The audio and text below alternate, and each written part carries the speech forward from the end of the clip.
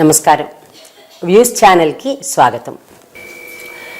10 ఏళ్ళు మేబీ ఆ టైంలో నాన్నగారు బిజీగా ఉండడంతో ఈ డాన్స్ గురించి ఆయన పెద్ద అవగాహన లేదు. సరే చేర్పించాం, చిన్న సత్యం దగ్గర చేర్పించాం, ఆయన చూసుకుంటాడులే అని.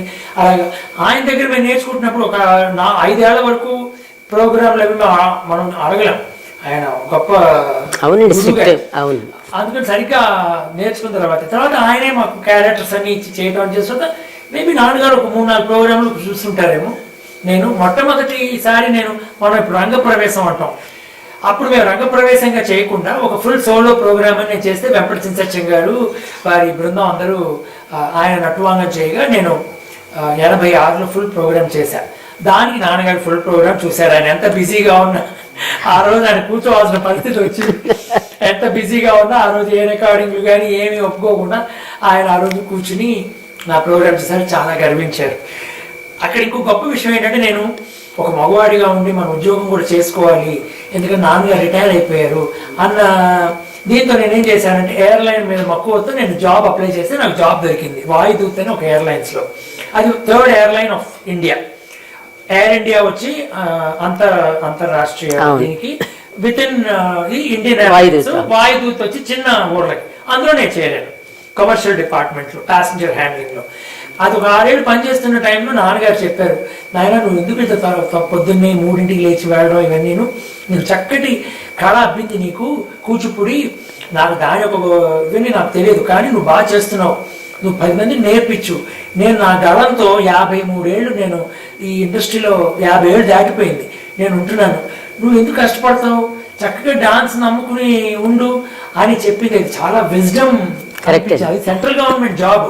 అప్పుడు కరెక్ట్గా ఆ ఎయిర్లైన్ మూసేసి మమ్మల్ని అందరినీ ఎయిర్ ఇండియా ఇండియన్ ఎయిర్లైన్స్ లో లోపల తీసుకుంటున్న తరుణంలో మా నాన్నగారు ఈ వార్త చెప్పి, నాయన అవన్నీ అందరూ చేసేవాళ్ళే, లక్షల మంది ఉన్నారు అవి చేయడానికి, నీలాగా డాన్స్ చేయడానికి తక్కువ మంది ఉంటారా నాయన, నువ్వు ఉద్యోగం వదిలే అంటే మరుసటి రోజు నేను రిజైన్ చేసి బయటకు వచ్చాను. అది ఆయన ఇచ్చిన భరోసా. అది మా అమ్మగారు. వీడిద్దరే చాలా మంది అన్నారు, ఫ్రెండ్స్ వీళ్ళందరూ, నువ్వు చాలా తప్పు పని చేస్తున్నావు, నువ్వు సెంట్రల్ గవర్నమెంట్ జాబ్ ను వదులుకుంటున్నావు అని. కానీ ఈ రోజు నేను గర్వంగా చెప్తున్నాను, నా తల్లిదండ్రుల యొక్క ఆశీర్వాదం వల్ల నేను ఇంత ఎదగగలిగాను. అది గ్రేట్ కదండి వాళ్ళ గురించి చెప్పుకోవడం అనేది. ఇప్పుడు మళ్ళీ మనం తిరిగి అంటే మాయాబజార్కే వస్తామని అనుకుంటాము.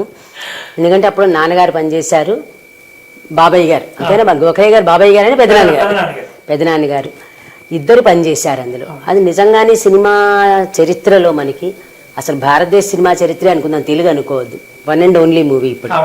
ఇప్పటికీ ఎవర్ గ్రీన్ అనేది అసలు ఊహించమని దానికి పనిచేశారు మన వాళ్ళిద్దరు అంటే మీకు ఎలా అనిపిస్తుంది? అది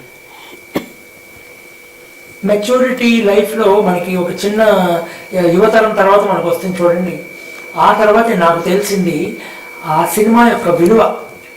మనం ఆ సినిమాని ఒక ఎన్సైక్లోపీడియా అని చెప్పచ్చు. అందులో అన్ని రకాల హంగులు ఉన్నాయి మొత్తం. అటు ఎంటర్టైన్మెంటు, అటు ఎడ్యుకేషను, ఎస్థెటిక్, ఇది డివోషను, అన్నీ ఉన్నాయి. మిమ్మల్ని అన్ని వర్గాల వారిని, అన్ని వయసుల వారిని ఆకర్షించగలిగిన ఏకైక చిత్రం మాయాబజార్. అందులో మా పెదనాన్నగారు గోఖలే గారు కానీ, మా నాన్నగారు సత్యం గారు కానీ, వాళ్ళు ఉడతా దీంతో వాళ్ళు చేయగలిగినంత చేశారు. ఇది మన హిస్టరీలో ఉండిపోయింది. ఇంతకన్నా గర్వం మా మాధవపతి వంశానికి ఇంక మేము ఎక్స్పెక్ట్ చేయకూడదు.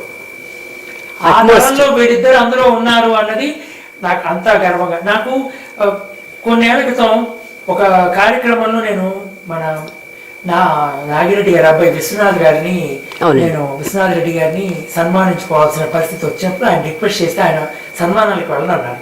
కానీ నేను రిక్వెస్ట్ చేశాను, నువ్వు ఈ వంశంలో వచ్చావు మూర్తి, మీ నాన్నగారు మీ పెదనాన్నగారు మా ఫ్యామిలీతో మేము చిన్నప్పుడు వాళ్ళని చూసి ఎదిగిన వాళ్ళం అని చెప్పి ఆయన వచ్చి స్వీకరించుకున్నారు. అప్పుడు ఆయన మా పెదనాన్నగారి గురించి మా నాన్నగారి గురించి అంత గొప్పగా చెప్పారు. సో అలాంటి వాళ్ళ మనుషులతో వీళ్ళందరూ ఎంత అన్యోన్యంగా ఉండేవారు, ఎంత మర్యాదతో మెలిగారు అన్నది ఇది భావితరానికి తెలుసుకోవాల్సిన పరిస్థితి. కరెక్ట్ అండి. అది తర్వాత మీరు ఇప్పుడు ఫీల్డ్లో ఉన్నప్పుడు చాలామంది కొత్త వాళ్ళు ఫీల్డ్లోకి వస్తూ ఉంటారు, వాళ్ళని వీళ్ళకి చేతనైనంత వరకు ఎంకరేజ్ చేస్తూ ఉంటారు. అట్లా నాన్నగారు ఎంకరేజ్ చేసిన ఆర్టిస్టులు ఒకటి, అలాగే మీ నాన్నగారు డ్రామా ఆర్టిస్ట్ అని కూడా చెప్పారు. మీరు డ్రామాస్లో పనిచేసినప్పుడు ఎవరు ఆయనతో పాటు అంటే సినిమాలో ఉండే ప్రముఖులు ఎవరైనా నటించారా? నాన్నగారికి చాలా ఉదారమైన స్వభావం అండి. నేను చాలాసార్లు చూశాను, నేను పేర్లు చెప్పను. కొంతమంది సినీ పరిశ్రమలో కష్టంలో ఉన్నవాళ్ళు, అంటే ఒకనొకప్పుడు గొప్పగా బతికిన వాళ్ళు తర్వాత కష్టాలకి ఎదురయ్యి అనివార్య కారణాల వల్ల వాళ్ళు అప్పుడప్పుడు ఇంటికి వచ్చేవారు. డబ్బు రూపంగా ఒక చిన్న సహాయం కానీ, లేకపోతే వస్తు రూపంగా సహాయం కానీ ఆయనకు తోచినంత ఆయన ఇచ్చేవాడు నాన్నగారు. అది నేను చూశాను. నాన్న ఒకటే అనేవాడు, నాయన శత్రువు అయినా మన ఇంట్లోకి అడుగు పెట్టాడంటే మర్యాదగా చూసి పంపించాలని మా నాన్నగారు మా అక్కకి నాకు ఎప్పుడు చెప్తుండేవారు. కొన్ని ప్రాబ్లమ్స్ చెప్పేవారు అనమాట. వాటిని మేము ఫాలో అవుతుంటాం. మనకి వాళ్ళు నచ్చకపోవడం అనేది లేదంటే ఇంటికి వస్తే మనం చూడాలి, దేవుడు అంతే ఏముందో అది మనం పెట్టాలనేది నేను వాడి దగ్గర నేను చూసి నేర్చుకున్నాను. ఇది సినీ పరిశ్రమలో కొంతమంది కష్టాల్లో ఉన్నప్పుడు ఈయన ఆదుకున్నారు. అలాగే వీరు నాటకాల్లో నటిస్తున్నప్పుడు వాణిశ్రీ గారు వారి నాటకాల్లో కూడా ఆవిడ నటించారు. సో అప్పుడు నాన్నగారు ఆవిడని చాలా ఎంకరేజ్ చేశారట.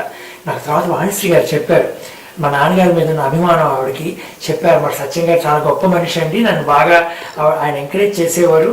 అదేనండి. ఆ తర్వాత ఆవిడ గొప్ప నటీమణి. సావిత్రి గారి తర్వాత మనం చెప్పుకోదగ్గ మహానటి మన తెలుగు పరిశ్రమలో వాణిశ్రీ గారు.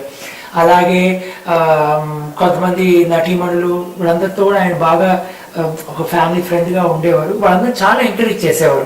తర్వాత ఇంకో విషయం నాకు నాన్నగారు చెప్పింది ఏంటంటే, నాన్నగారు పాడుతున్న సినిమా ఇండస్ట్రీకి వచ్చిన టైంలో ఒకసారి విజయనగరం వెళ్ళాడు. విజయనగరం వెళ్తే అక్కడ ఒక ఆయన అడ్వకేటు వాళ్ళ ఇంటికి నాన్నగారిని ఇన్వైట్ చేశారు. పిలిచి ఇలా కూర్చోండి మా భోజనానికి. సరే నాన్నగారు భోజనం చేసేసి, అదే మా అమ్మాయి పాడుతుందండి, మీకు ఒకసారి పాట వినిపిస్తుంది, మీరు చెప్పండి ఎలా ఉంది అమ్మాయి గొంతు అంటే, ఒక ఆవిడ సన్నగా వచ్చి కూర్చుని తంబూరాతో పాడిందిట. మా నాన్నగారు చాలా బాగా పాడింది, ఇలా మేము సినిమా ఇండస్ట్రీకి వద్దాం అనుకుంటున్నాము పిల్లల్ని తీసుకునేది అప్పుడు మా నాన్నగారు ఇలా వస్తే బాగుంటుంది, మీరు తోడు రమ్మనండి, మీరు ఎవరో ఒకళ్ళు ఉంటే మంచి భవిష్యత్తు ఈ అమ్మాయికి అని దీవించారట, ఆశీర్వదించారు. ఆవిడెవరో కాదు, మహాగాయకురాలు గాన కోకిల పి. సుశీల గారు. సుశీల గారు కూడా కొన్ని చోట్ల చెప్పడం జరిగింది. అంటే ఏంటంటే అలా ఎంకరేజ్ చేసేవారు చాలా మందిని నాన్నగారు. సో అది మేము చూసాం కొన్ని విషయాలు. ఇవి విషయాలు మా నాన్నగారు చెప్పడం మాకు తెలుసు. ఈ విషయాలు ఇది సుశీల గారు కూడా కొన్ని చోట్ల ఆవిడ స్పెసిఫై చేశారన్నమాట. సత్యం గారే ఆడిషన్ చేశారు అన్న పాయింట్ ఆవిడ చెప్పారు అనమాట. మంచిదే అది మరి. సో ఈ రకంగా ఆయన లైఫ్ ఉంటుండేది. అయితే ఇప్పుడు ఎంత వాళ్ళకైనా సరే, ఎంతటి గొప్ప గాయకులు నటులు ఎవరైనా ఒకసారి బాగా వెలుగుతారు, నెమ్మదిగా వాళ్ళ ప్రభ తగ్గుతూ వస్తుంది, అది సహజం. నాన్నగారిది కూడా పాటలు అవి తగ్గుతూ ఉన్నప్పుడు ఆయన ఎట్లా ఉండేవారండి? అంటే ఒక యాక్టివ్ లైఫ్ నుంచి డల్గా రావడం అంటే కొంచెం కష్టంగా ఉంటుంది మనకి, వేరే పరంగా కాదు, డబ్బులు లేకపోతే ఇదని కాదు. అబ్బా ఇంత యాక్టివ్గా ఉండేవాళ్ళు ఇప్పుడు ఖాళీగా ఉండాల్సి వస్తుంది అని అన్నప్పుడు. మీకు చెప్పినట్టు చాలా సింపుల్ అని చెప్పాను కదండి, అందుకని మేము మా లైఫ్ స్టైల్ ఇంట్లో కూడా చాలా సింపుల్గానే ఉండేది. మా అమ్మ కానీ, మా నాన్న కానీ, నేను కానీ, మా అక్క కానీ, మేము నలుగురం అన్యోన్యతగా ఉంటుండేవాళ్ళం. నాన్న అమ్మ చెప్పిన మాట వినేవాళ్ళం. నేను కొంచెం అల్లరివాడిని, కానీ టైం వచ్చినప్పుడు విషయాలు చెప్తే వినేవాళ్ళం అనమాట. సో మేము ఎప్పుడూ ఆడంబరాలకి మేము ఆశించలేదు.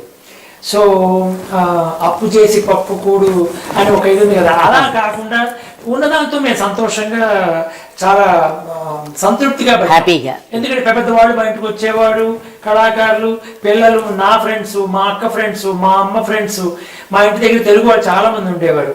సో వాళ్ళందరూ వచ్చేవారు. అంటే మీకు చెప్పాలంటే ఇప్పుడు మన ప్రఖ్యాత సంగీత దర్శకుడు ఎస్ఎస్ తమన్ వాళ్ళ తాతగారు, వాళ్ళ మామగారు, వాళ్ళ అమ్మ సావిత్రి, వీళ్ళందరూ మా ఇంటి పక్కనే. ఆ సావిత్రి గారు వాళ్ళు నన్ను ఎత్తుకు తిప్పేవారు. ఈ వసంత గారు పాడుతుంది, పాడతారు, వాళ్ళ అక్క వీళ్ళందరూ మా ఇళ్ళ దగ్గరే ఉండేవారు, తాతినేని చలపతిరావు గారు. సో వీళ్ళందరూ ఏంటి ఇలా అందరూ వచ్చి కూర్చోవటం, చక్కగా సరదాగా ఉండడం, అలాంటి ఆడంబరాలు అవి ఆడంబరంగా మేము తలుచుకునేవాళ్ళం.